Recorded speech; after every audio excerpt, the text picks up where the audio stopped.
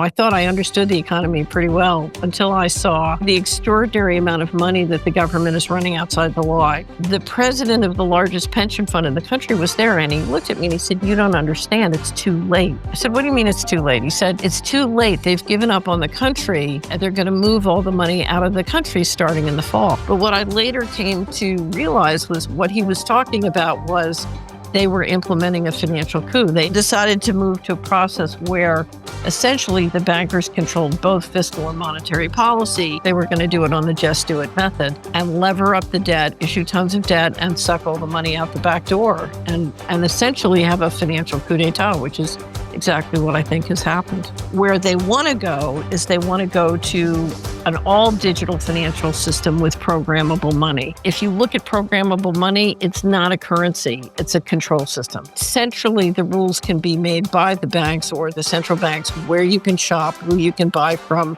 when you can shop, and your money can be turned off or negative interest rates can be applied. And essentially all the rules can be made and enforced through the money. Then that's not a currency, that's a slavery system. If you look at all the factions operating in Washington, there is nobody on our side.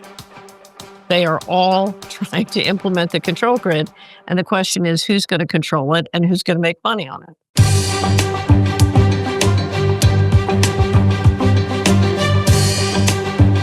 This is Little by Little with Andy Schectman. All right, everybody, welcome back to another episode. I'm really psyched for this one of Little by Little. I have with me today the amazing Catherine Austin Fitz. I think you'll all enjoy this. I'm looking forward to it. Catherine, welcome in. Thanks for being here. I'm so excited to finally get to chat with you. How you doing? I know.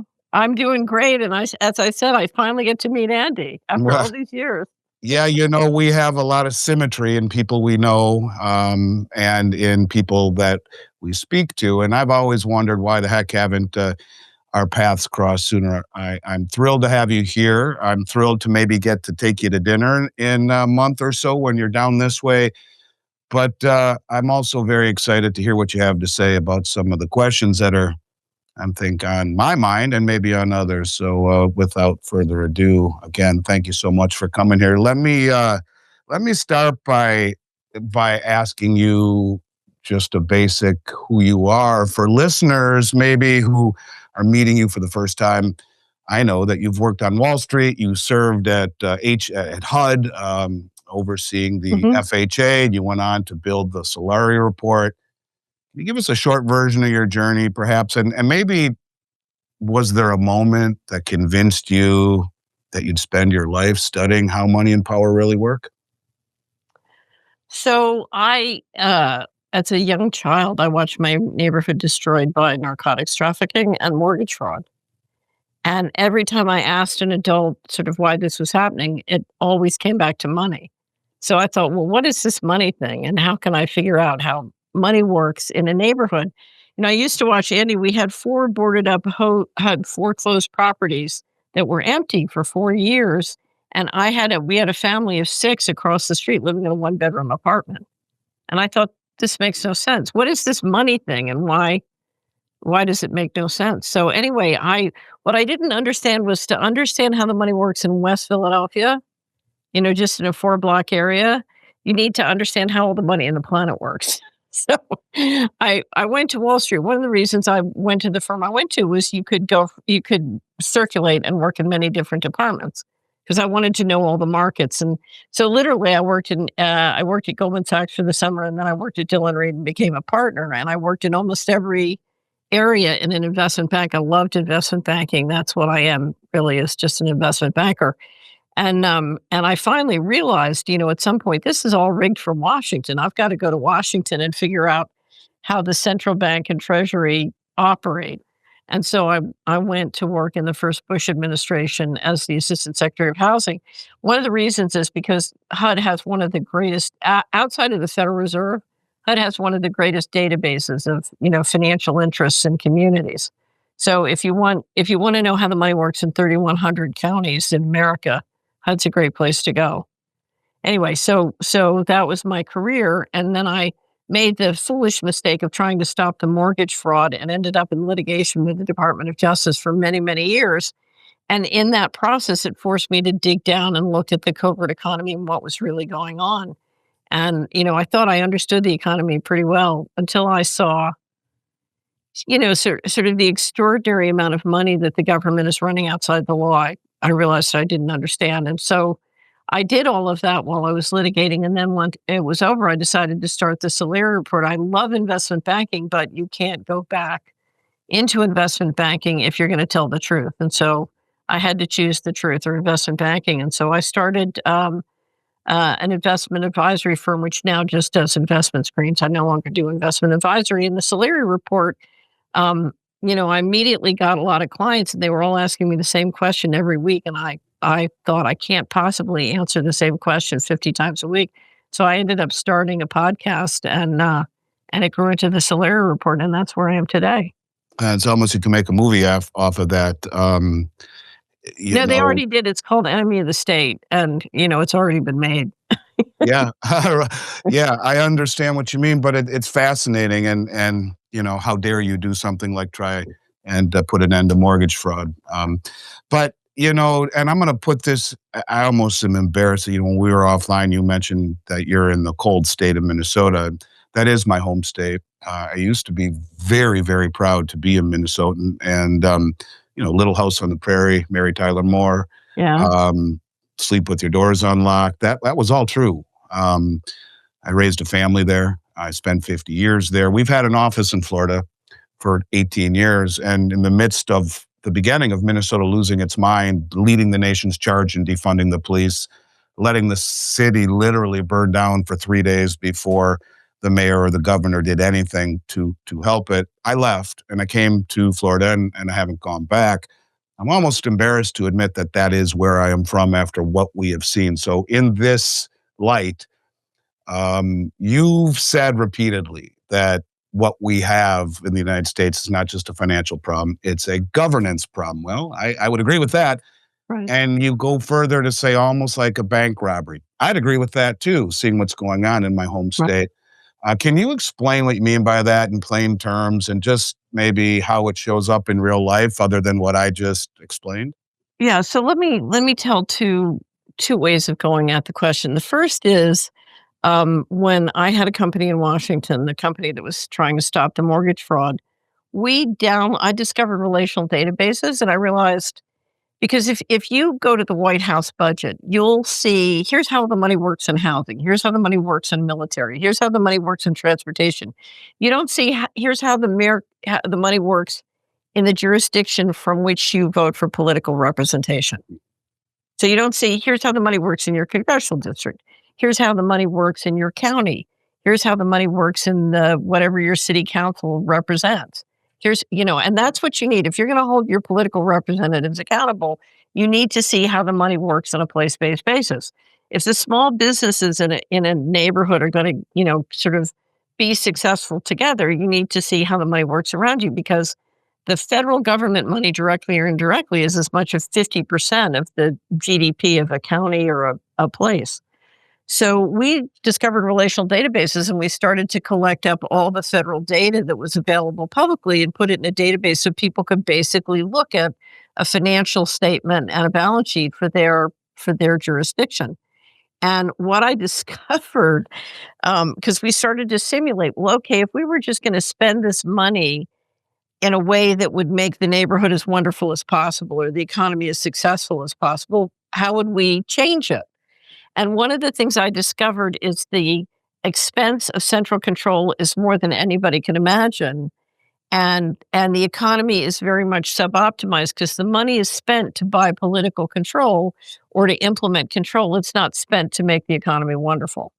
And anyway, so part of the litigation I had with the Department of Justice was they seized all that, the databases and software tool, and kept it under lock and key for many years because they didn't want that information coming out. One of the things it would show is there's an incredible amount of mortgage fraud. But what I will say is one of the reasons for my optimism is what I know is that a lot of our economy is driven by political control, and creating billionaires as opposed to making the economy as productive as possible. And if there was a way that could be found politically to change that, the opportunities are extraordinary. The second thing is I was part of my company had a subsidiary that had on its board some of the top pension fund countries in the pension funds in the country. And one of the things we were doing was working with them to understand what the pension funds could do, among other things, to achieve retirement for the boomers. The boomer generation was like a pig going through the snake demographically. And the question was, how do the pension funds make sure they have sufficient money for retirement? And so we did an analysis of what we could do if we could re-simulate and re-engineer all the government money just to create as much financial equity and financial income as possible. And we took Philadelphia. I grew up in Philadelphia, so we took the Philadelphia area. And I had a meeting with this board out at Safeguard Scientifics. There was a firm that was co-located from them. One of the members was on the board. And I showed them what was possible if we re-engineered the government money. And there was enormous opportunity to build, enormous financial equity capital gains. The pension funds could make a lot of money, sort of re-engineering how the federal budget worked in a way that would create a much more productive economy. And the president of the largest pension fund in the country was there, and he looked at me and he said, "You don't understand. This is what we had tried to do." He had been working with a group of activists as a young man. He said, "This is what we tried to do, and they were able to stop us." And I said very naively, "Well, you didn't have the internet. You couldn't get the learning speeds up locally high enough to sort of jump the curve." And then he froze and he looked at me and he said, "You don't understand. It's too late." I said, "What do you mean it's too late?" He said, "It's too late. They've given up on the country. They're going to move all the money out of the country starting in the fall." He said, "You've got to get to Nick Brady." Brady had been the chairman of the firm that I was a partner at on Wall Street, and then had become Secretary of the Treasury in the first Bush administration, and was one of the people you would loosely say was a leader in how the financial system got run. So he said, "You got to get to Nick." So, but I thought what he meant, Andy, was that we have been given a directive to reallocate the equity in the pension funds to emerging market investments, which made sense because you had much higher growth rates in Asia and the emerging markets than you did in the more mature economies. That's what I thought he meant. But then what happened at the beginning, he said they're moving all the money out starting in the fall. That fall was the beginning of fiscal 1998, when enormous amounts of money started to go missing from my old agency, HUD, as well as the Department of Defense. And what I later came to believe, we have an entire website just dedicated to presenting all the documents and analysis on this. It's at missingmoney.solari.com. But what I later came to realize was what he was talking about was they were implementing a financial coup. They had given up on a system where the bankers control monetary policy and the people's representatives control fiscal policy, and decided to move to a process where essentially the bankers controlled both fiscal and monetary policy. And they were not going to do it by, presenting new legislation to change things. They were going to do it on the just do it method and lever up the debt, issue tons of debt, and suck all the money out the back door, and essentially have a financial coup d'etat, which is exactly what I think has happened. Wow. And enter in the central bank digital currency that's incredible. Before we get to the digital surveillance state, which I know you are so adept at, let's try and find out where we are in the broader cycle first, kind of to what you're just saying, Right. In terms of, where are we in this monetary regime? Have we slipped into a new one already, or are we at the very end, late stage, if you will, version of the old one? So we're both. We're in that in between phase, which is called a reset. So for the central banking warfare model, which is a James Turk expression, started about 500 years ago, and every 80 to 120 years we have a reset. It's almost as though the central bankers say, "Okay, we got to flush the system." Oftentimes you move to a new currency. So the last time we had a reset was essentially after World War I, we went to a duopoly between sterling and the dollar, and then after World War II, we went to just the dollar system. But essentially, what happened was the central bankers met in August of 2019, as they do every summer under the auspices of the Kansas Fed, and reviewed a plan that had been prepared by a group of retired central bankers working through the BlackRock Investment Institute called the Going Direct Reset. And if you go to Solari, we have a large wrap up and we have summaries and other information that John Titus did on the Going Direct. So we have very detailed analysis of what they met on. And these are all published. They published this material. It's all published. But we started into a reset. And part of the thing you need to do in a reset, or part of the thing that happened, was they injected $5 trillion directly into the economy on the Going Direct Reset, and using the pandemic as the official reason. But what you saw happen in the pandemic was you shut down Main Street and injected $5 trillion into the economy directly, so that many of the larger players. So part of shutting down Main Street was you said that essentially publicly traded stocks, companies who had publicly traded stocks, were considered essential. So they were allowed to stay open. Small business, small farms were shut down, which meant you could shift the market share out of the little guys very cheaply into the big guys. And the big guys had trillions of dollars to go shopping to pick up assets cheap. And that led to a tremendous consolidation within the economy. So one number I've seen said 35% of small business were either shut down or bankrupted. I know in San Francisco, I was told it was 49%, and you created 500 plus new billionaires. But there was an enormous consolidation of wealth into the publicly traded stocks, and basically, going into including the online businesses. So we are in that reset, and that reset continues, and that centralization has been going on really since 1980, and the sort of a lot of different federal policies designed to centralize economic and political control. Now, where they want to go is they want to go to an all digital financial system with programmable money. And programmable money can be a CBDC, which is issued by the central bank, but it can also be a stable coin, which is issued by essentially the banks who own the central bank.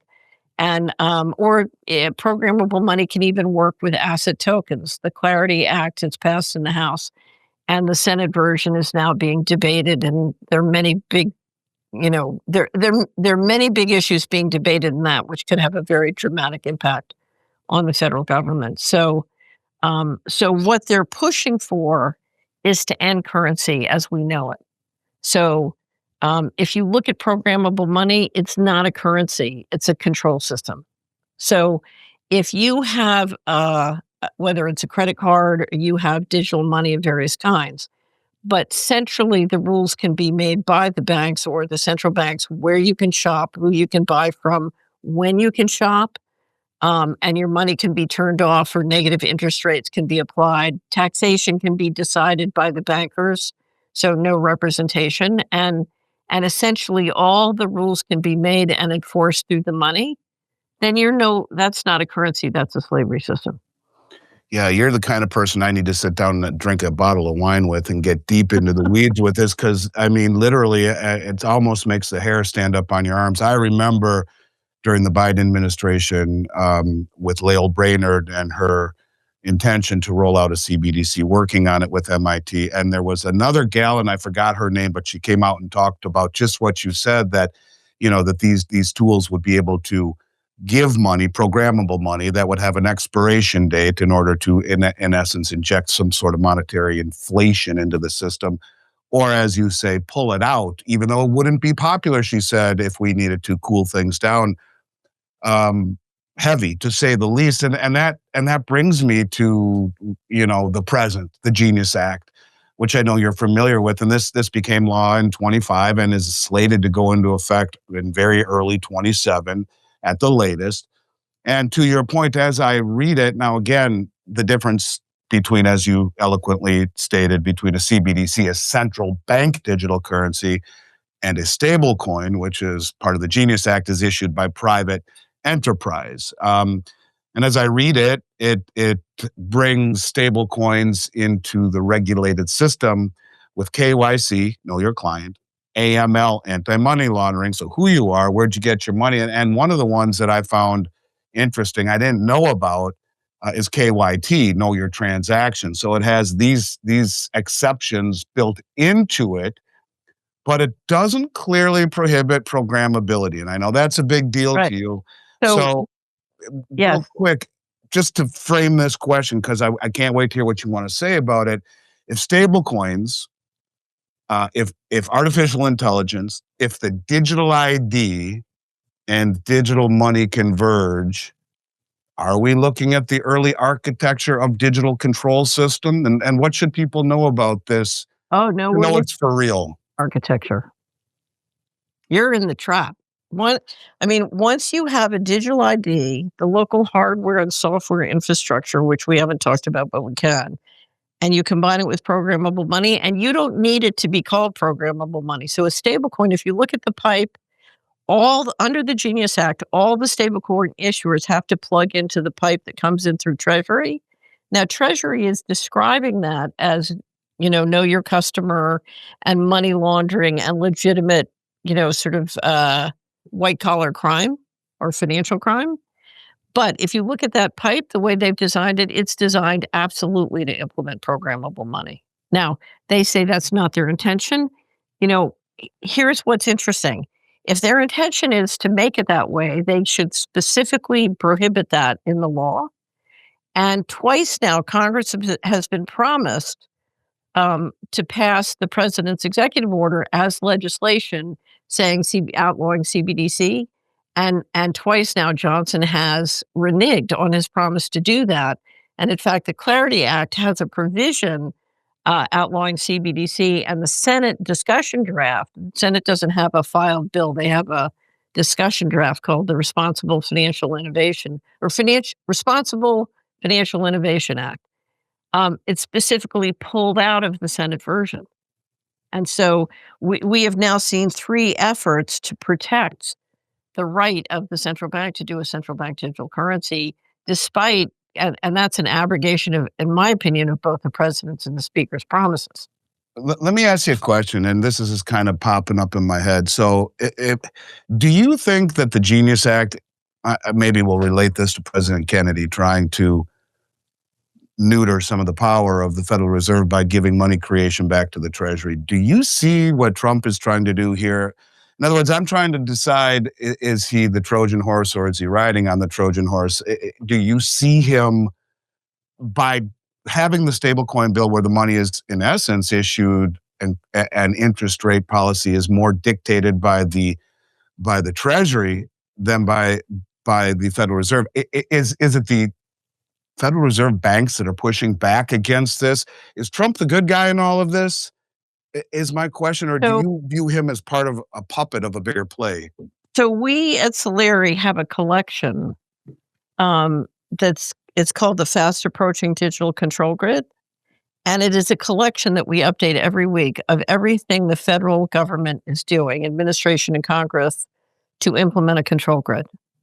And in my opinion, Trump was put into the White House to persuade conservatives to go along with a control grid. And what you need to understand is if you look at all the factions operating in Washington, there is nobody on our side. They are all trying to implement the control grid. And the question is, who's going to control it and who's going to make money on it? So is Trump our friend? Absolutely not. And if you look at the extraordinary effort that the administration has made to build the control grid, the local hardware and software infrastructure, billions of dollars. So let me step and talk about the local infrastructure. Please and then do. come back to this side, Andy. Let me explain what AI is really good at. So there's a lot of crazy, magical, stupid thinking on AI. But one of the things I will say about AI, it's absolutely superb at implementing or tracking things that can be expressed mathematically. So its ability to collect and process huge amounts of data like surveillance data, where you're trying to implement spatial control or financial control, it's absolutely fantastic at. Okay. And if you look at all the data centers we're building all over the country, they are there for control. That's what they do. They're not there to make businesses. I always laugh when the guys say, oh, we poured all this money into AI and it's not making companies more productive. Well, of course, it's not meant to make companies more productive. It's meant to make sure that the leadership has complete control, spatial control and financial control. I just noted Congressman Massey is now fighting to kill the switch in your car. Kill the car switch. So they've got new items in the car that your car can be turned off, remotely, and so he's trying to kill the kill switch. But that gets back to spatial control. And if everybody's an electric car and you can kill the switch, there you go. You've got total control of movements and money. Wow. Yeah. You paint a scary picture. No question. So maybe let's shift gears a little bit, unless there's something else that you would like to go on to talk about, because this is very important. I focus a lot on the Genius Act, and I agree with you. It's very important. Are we missing something? Did we not cover? Yeah, so there's something on the stable coins you need to understand. Please. Or two things. One is stable coins are more dangerous kind of programmable money than CBDC. So the federal government is a creature of Congress. It was created by Congress. It's under Congress's jurisdiction. And it has very clear public policy mandates, okay, and obligation to disclose. If you allow instead the equivalent of a CBDC to be done privately, it's much easier to keep lots of information and data secret, including detail about what you're doing with that data. Okay? So, and there's two steps away from congressional jurisdiction. So stablecoin is the more dangerous form of CBDC, which is why we have model legislation designed to stop programmable money of any kind, because the states have the power to stop this if they choose. Okay, that's number one.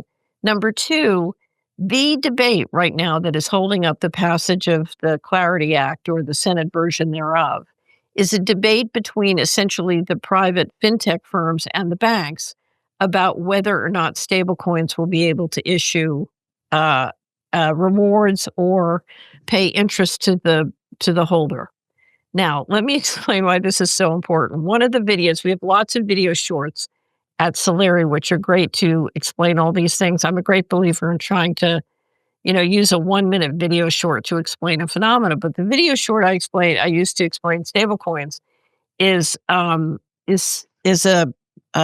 software developer, a crypto guy, explaining how everybody in the world would love to be on the dollar, and we're going to issue tons of stablecoins, and then everybody all around the world is going to get off of their local currency and get on to stablecoins, which is essentially like trading a little treasury bill. So it's like using a tiny bit of treasury bill to trade with. And what he's anticipating is a giant sucking sound of money out of local banking systems all over the world, in Ecuador and Bolivia, in Minnesota, in Tennessee, out of the local banking and the local currency into crypto stable coins, right? Now, go back. I don't know if you remember in 1989, after the wall came down, it was 1989 or 90, and the Berlin Wall came down, and there was great discussion. I was in Washington, great discussion about how it was going to take 10 years, and we had to have lots of meetings and talk about how we were going to unify East Germany and West Germany. And the German chancellor just announced a very sweet premium for the East German currency. And everybody in East Germany came into the Deutsche Mark, and that was it. The country was unified overnight through the currency. Now, what these guys are hoping to do is dramatically extend dollar dominance by basically creating a vehicle through your smartphone and your mobile phone, through Google Pay and Apple Pay, to get everybody on the planet using dollars instead of their local currency.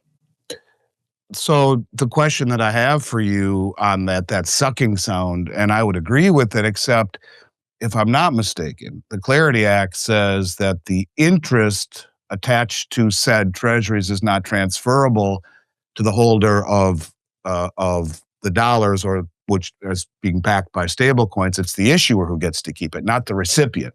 Right. And So that's is that what they're trying? I mean, is that a maybe a roadblock to that sucking sound? that's a huge roadblock to that sucking sound, and that is why they had anticipated passing the Senate version by the end of January, and in fact, the whole thing is blown up, and there was a headline the other day that the White House may pull their support because the banks and the non-banks are in huge loggerhead about whether or not interest can be paid and reward. It's not just interest, it's rewards too.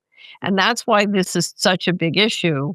So there are two issues you want to keep in mind when you look at what's going on. One is the programmable money, and one is the whether or not interest can be paid, and who's going to be dominant in this market. Is it going to be the banks? Now, if interest can't be paid, my prediction is it's the New York Fed and the big Fed banks who are going to dominate this market, including globally. But if the fintechs can offer rewards and interest, they can outcompete, and the giant sucking sound will happen. So the issue is, will the banks win and do a giant sucking sound on everybody else's banking system, or will fintech win and do a giant sucking sound on the banks? Now, understand the Clarity Act also addresses asset tokens, okay? And asset tokens, Larry Fink has said publicly, and Paul Atkins, the chairman of SEC, has said all securities will be traded using asset tokens, okay? Which means no privacy on all your asset token or all your securities trades. But Atkins the other day said in an interview that this was all going to happen within 2 years, which frankly, in my mind, is mind-boggling. One of the things that's never been made clear, not SEC, not BlackRock, anybody, is exactly how you're going to associate an existing stock or bond with securities. Now, crypto, as you know, Andy, is only about $4 trillion. But when you talk about the securities market, you're talking about, $250 trillion globally. And the idea of getting all these on blockchains, all I can say is I don't think there's enough geothermal energy on the planet to do this. So you have a group of people who are talking their book and talking about wildly fantastic things. You would need to bring out and make legal breakthrough energy to make this all work. And I can't say they're not going to do it, but who knows? Yeah, it's just mind-boggling. And I would think that, if one would believe that the powers that be that are moving us towards a CBDC world, well, they would want interest to be paid, because and maybe I'm wrong, but I always thought part of the premise of a CBDC first and foremost would be to shrink all of the regional and the local banks into just a handful of big primary banks. Right. That would be the benefactor. Would you agree with that? Yes, I agree. And one of the reasons you talk to treasurers, state treasurers all over the country, and the reason they're sending all their money to New York is because those banks can offer them a higher interest. And it's terrible because ultimately it's destroying their tax base. Wow. So, yeah, it's now one thing I do want to say, and I think it's very important to relate this to what's happening in the gold and silver markets. Please. I think one of the most important things happening, you are very quietly seeing now a movement of institutional investors and sophisticated investors away from the US. And part of it is, if you look at the discussion of what they're trying to do with programmable money and with asset tokenization, you get the feeling that the American financial system is no longer under adult supervision. And I do think that is having an influence on people wanting physical delivery of gold and silver. Yeah, in fact, it's funny because my next question I was going to ask you, I'll read it to you. Do you see the rise in gold primarily as, and I know you say no to this, as a reaction to inflation, or something more structural like a loss of trust and geopolitical risk, or even a signal from the plumbing of the financial system is breaking, kind of like you turn on the water and you hear the knocking in the walls. So in essence, what you're saying is that there are people who understand. I guess what you're saying is that they understand that something is very wrong with the plumbing of this system, and that's why they're prioritizing physical delivery. But the amount of gold that has been delivered on the COMEX over the last 15 months is off the charts, and Right. silver. So what does that say to you? Are people who know what's going on front running what's coming? So I divide precious metal investment into a core position and an investment position. So the core position is central bank insurance. It's for the worst case. So I always say have enough gold to bribe the border guards. Okay. So your core position is, and we have a great article at Solari about how to calculate the two positions, because people always say, what percentage should I have? And my attitude is, how many people do you want to be responsible for in the worst case? How much do you need per person, at a purchase parity, and then multiply that out. And that's your core position. So, anyway, but you can go read that and calculate. But then your investment position is very different. So I think in gold, the demand for physical reflects a demand for core position. Okay. And not just by individuals, but by institutions and businesses. Silver is a very different story because you have so much growing industrial demand for silver, and they have to take physical delivery. Right? You can't use silver paper to build a data center. Okay, so part of it is the industrial demand, including national security issues.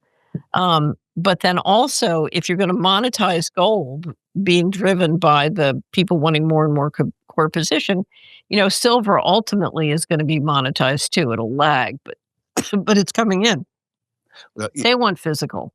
And if you look at the leverage in this, the paper to silver leverage is much greater than gold. So for 2 years, you probably don't know this. I'm asked about gold, and I just say I'm buying silver. And people keep saying, "Why are you buying silver?" And it's on sale. I'm buying silver because it's on sale. And so the other day, I kept saying to our team, I said, "I think the sale's over." But we knew at some point that leverage was between paper and whatever. Anyway, so let me keep going. The investment position, the miners have clearly lagged, so they're catching up. But then finally, people are beginning to realize, inflation is not going away. There are many reasons why it could get worse, and they need to protect themselves. And so they're going to the trouble of educating themselves. For somebody who's never done precious metals, it's a big education. And so, so people are saying, okay, inflation's not going away. I'm going to take the time to do the education. And so I think that's a major factor in the investment part of it. Anyway, so it's complicated, but if you look at all the factors, we are clearly in I would call it the end of the first phase of a long-term bull market in gold and silver. Now, there are many things that could drive the price way down. A pandemic or a war is very deflationary, as you know, and can drive the price way down. But I think the bull market has quite a ways to run. You talk about silver, and I would agree. I mean, in terms of it being on sale, certainly seeing it rise, almost 200% in the last year is evidence of that. Heck, in May it was $35, and here we are at 95. So it's certainly that would support your thesis. The December delivery contract, when you talk about who's standing for delivery, was the largest delivery into COMEX on a December in the history of the market since 1974. About 68 million ounces were delivered. And then just in the first couple of weeks, 8 million of silver? Yes, onto COMEX. And then you look at just the last couple of weeks here in January, we're approaching 40 million ounces. So 110 million ounces have been delivered onto COMEX. Someone's standing for delivery over the last 40 days. Who's doing this? And I've been screaming this for the past year, since since he won the election in November of last year, every single month we see billions upon billions upon billions upon billions of dollars of gold and silver delivered into New York. Someone is front running what is coming, whether it be industrial or more. Of course, this is all preceded and now alongside the classification of silver being a critical mineral by the U.S. government. Well, as soon as Trump announced Stargate, this was a no-brainer. Yeah. No, I agree with you. And I'm glad that your listeners got to benefit from that. Honestly, you were one of the most fascinating people I've ever talked to. And I am going to hopefully get you to come out to dinner with me when you come in town. No, we will definitely have, dinner. I hope so, because I got a lot I want to ask you, but I'm going to ask you one more question in respect of your time. So let's just zoom out a little bit. Do you think we're moving toward a world where, and this is one that's very close, near and dear to me, to what I talk about every day, to a world where the dollar's power is preserved through tighter surveillance and compliance, or maybe towards a world where dollar dominance fades as countries around the world start to route their own trade using their own digital settlement systems, and instead of using treasuries as their reserve, they're using gold as an alternative reserve asset to treasuries. Do you think that, and if so, is there a key tell that we can be looking at to see which road we're on? So I'm a great believer in scenario planning, where you have multiple scenarios. So I can come up with scenarios where the dollar maintains a very significant market share, but it's still, it never regains its dominance. So I can come up with scenarios. I think the more likely scenario right now, given where we're headed, is a continued de-dollarization, but it's still going to continue to be slow. And it's very important for anyone dealing with a financial system in any capacity to understand the variables that can drive those different scenarios, and to be prepared as you watch those variables to succeed either way it goes.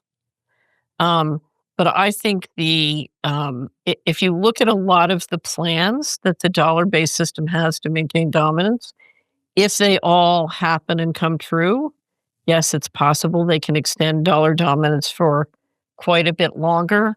But I think the chances that they will succeed are relatively small. And my fear is not that they're doing the control grid so that they can extend the extent to which we've all enjoyed the subsidy of having the reserve currency. I think they want to have the control they need to essentially plunder what's left. Yeah, so, I kind of believe the latter as well. And you said slowly, that that's kind of the name of my show, little by little, by little by little by little by little, and bang, all at once. And do we get to an all at once moment in one of your scenarios? So here's my vision of this thing. I think the people building the control grid will fail. And it's a much longer, I'm happy to come back and talk about why. That'll be part 2. Absolutely. If you would indulge me, I would love to. After we have dinner, set the teaser. We have to chew through this together, but fine. I think they're going to fail. And my job and your job, the job we've both been doing all along, is to try and make sure that our audience and our members and subscribers and customers are some of the ones standing. So there is so much that every person and family can do to both improve your chances of success, no matter which way this goes, and do it in a way that helps us all get through. Because what we need to do is support freedom and not support tyranny. Okay. And so we want to support freedom, but we also want to support freedom in a way that we avoid tyranny and don't get killed by it. So right. I'm a great believer in ducking at the right time. So, right. so we want to thrive through it, and we want our fellow man to thrive through it. And so there's a great deal we can do to make sure the freedom team is successful and tyranny doesn't have its way. You are a very cool lady. You are a patriot. You should be classified as a hero. because the things that you are doing and saying at the very highest level, you've been to the top, and exposing this stuff takes great amount of courage, and you do it with a lot of class and integrity, and I admire it very much. I'm so thrilled that you came on, and we will pick up where we left off. To close, Catherine, what is the best way? I think you've already highlighted it, but and we'll make a link to the Solari Report.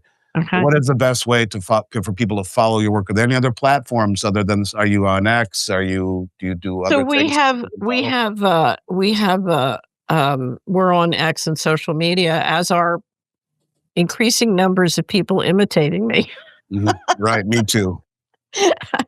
I just got a wonderful, we do a show called Ask Catherine and the Solari Team every week, and somebody just wrote this long rant screaming at me for saying something I never said. It was one of the fake accounts. It was Yeah. pretty funny. Anyway, so we're all going to have to learn to deal with the fake accounts. But the best way is to come to Solari. We have a lot of public information. We have a public newsletter. You can get to know us and try things, and then we'd love to have you as a subscriber. But all the good stuff is really at Solari. We have a Substack where we do a lot to promote cash, because one of the most important things, Andy, that we can all do is keep our analog system strong. So, buy bullion, have cash, be prepared to deal non-digitally. And that is so important.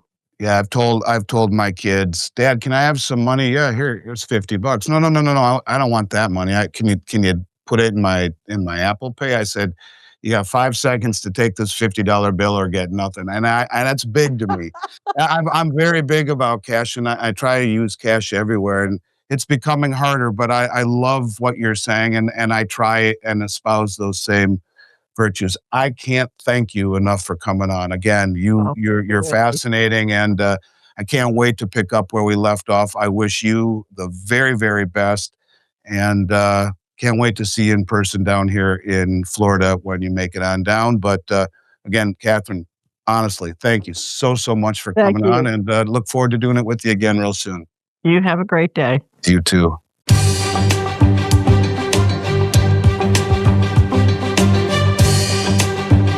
This is Little by Little with Andy Schectman.